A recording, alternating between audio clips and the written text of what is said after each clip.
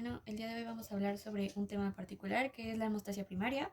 La hemostasia primaria la podemos dividir en dos fases de sus etapas, de vasoconstricción y otra de agregación plaquetal. Entonces esto lo vamos a explicar más minuciosamente. En primer lugar, el primer paso sería la vasoconstricción.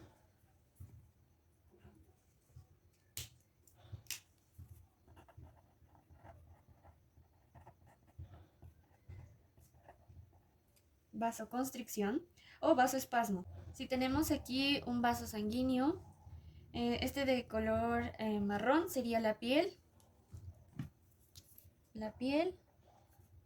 el vaso sanguíneo. Y suponemos que hay una herida superficial que lesiona el vaso sanguíneo que hay ahí.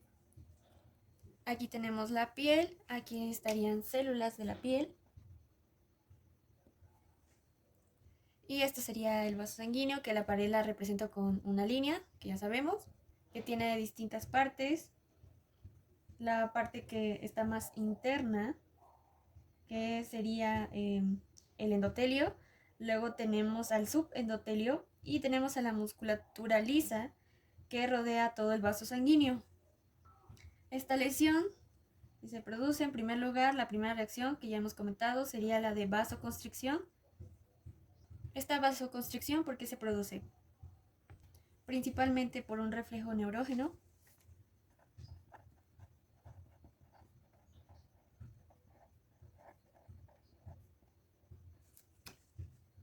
Y también por un efecto de tipo miogénico, por efecto de sustancias, por ejemplo el tromboxano A2,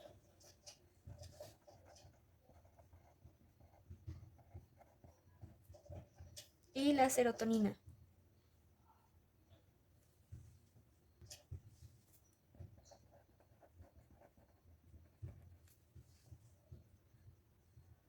Que se produce o se liberan durante la activación plaquetaria, que posteriormente la vamos a explicar. Bueno, este es un fenómeno rápido y esta vasoconstricción consiste en que el vaso sanguíneo, por la zona en la que se ha lesionado, se encoge y entonces disminuye el flujo sanguíneo. Bueno, esto pues tiene un efecto lógico de disminuir la hemorragia que se puede producir. Bueno, después hay una segunda fase, es al inicio de la formación del trombo plaquetario, también llamado coágulo plaquetario o le llama también trombo blanco, que antes lo he resumido diciendo que era la agregación plaquetaria, pero en realidad consta de tres partes diferentes.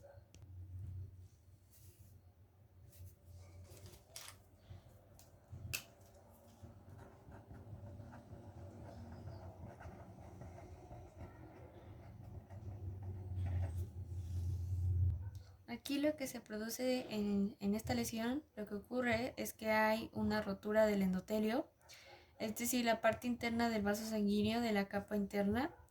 Entonces quedan expuestas unas fibras de colágeno de esta forma, subendotelial, que es la capa que está inmediatamente más superficial respecto al endotelio. Lo que ocurre es que las plaquetas van hacia estas fibras y se adhieren a ellas. Ya sabemos que las células sanguíneas son los glóbulos rojos, blancos, plaquetas, hematíes, leucocitos, en términos generales, y que las plaquetas son las de menor tamaño y proceden del megacariocito. Un tercio de estas está en el vaso, entonces hay una gran reserva de plaquetas en el organismo. Estas plaquetas llegan a contactar con estas fibras de colágeno. Las plaquetas en superficie tienen diferentes tipos de glucoproteínas.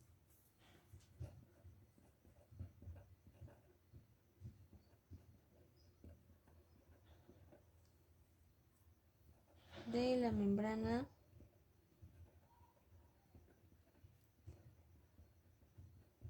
plaquetal, que actúan como receptores y se unen al colágeno.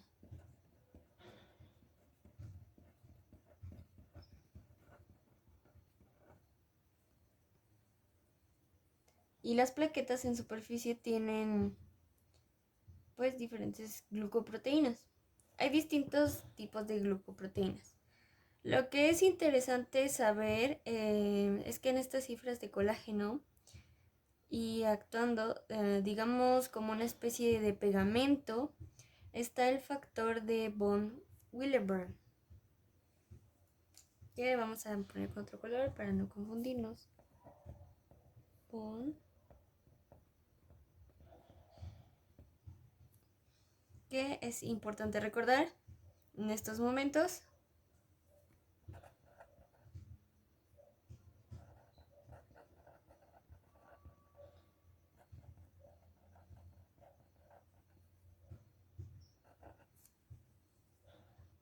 En estos momentos también hay unos glóbulos rojos, unos eritrocitos que se unen también. Con menor cantidad, el factor más importante son las plaquetas.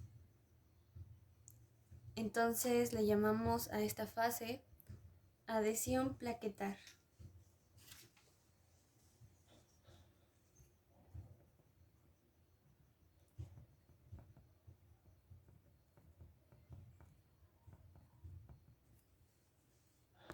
¿Qué ocurre a continuación? Pues a continuación estas plaquetas se van adheriendo, se activan y le llamamos fase de activación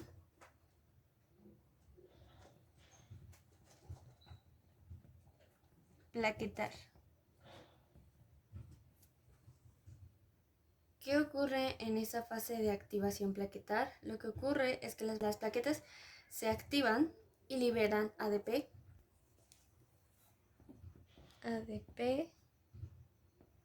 serotonina y el tromboxano A2. El tromboxano A2 es importante porque procede del ácido araquidónico y se produce por la acción de una enzima que se llama ciclooxigenasa. El ácido araquidónico procede de los fosfolípidos de las membranas de las plaquetas. Esto es importante por entender un poco la acción de algunos fármacos. Por ejemplo, aquí inhibe la ciclooxigenasa el ácido acetil salicílico, que la inhibe de forma irreversible. Esto hace que se diga que el ácido acetil salicílico es un agregante plaquetar y por eso se usa en pacientes con cardiopatía isquémica. ¿Qué efecto tiene el ADP, la serotonina y el tromboxano? A2, pues principalmente pueden atraer a más plaquetas hacia la zona de la lesión, es decir, son agregantes plaquetares, que esa sería la siguiente fase, y también la vasoconstricción contribuye a la base de constricción, que eso ya lo habíamos mencionado anteriormente. Entonces, agregación plaquetar sería la siguiente fase.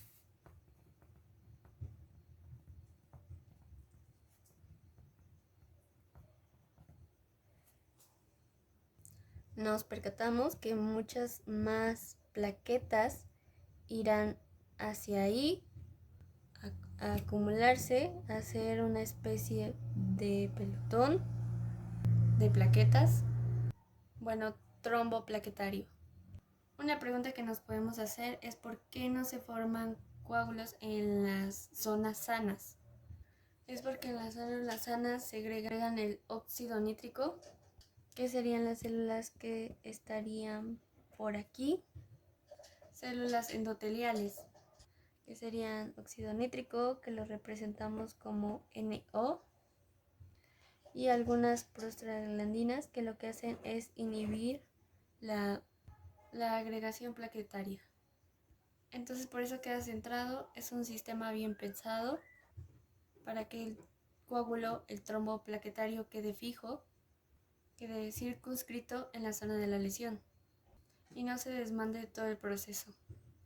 Al final de este proceso, el fibrinógeno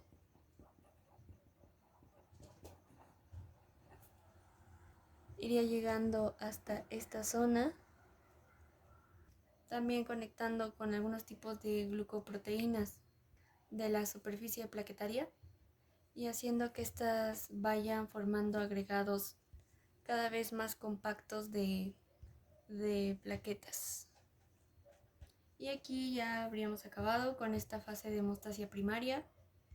Quedaría que un tronco o un coágulo provisional que no sería muy fuerte, pero que sería un primer paso importante para parar una hemorragia. Y luego ya empezaría la cascada de la coagulación y una red de fibrina que rodearía este sistema y se rellenan algunas hematíes para formar el coágulo propiamente dicho. Pero esto ya formaría parte de la hemostasia secundaria o coagulación, que se trataría en otro video. Les agradezco su atención y hasta la próxima.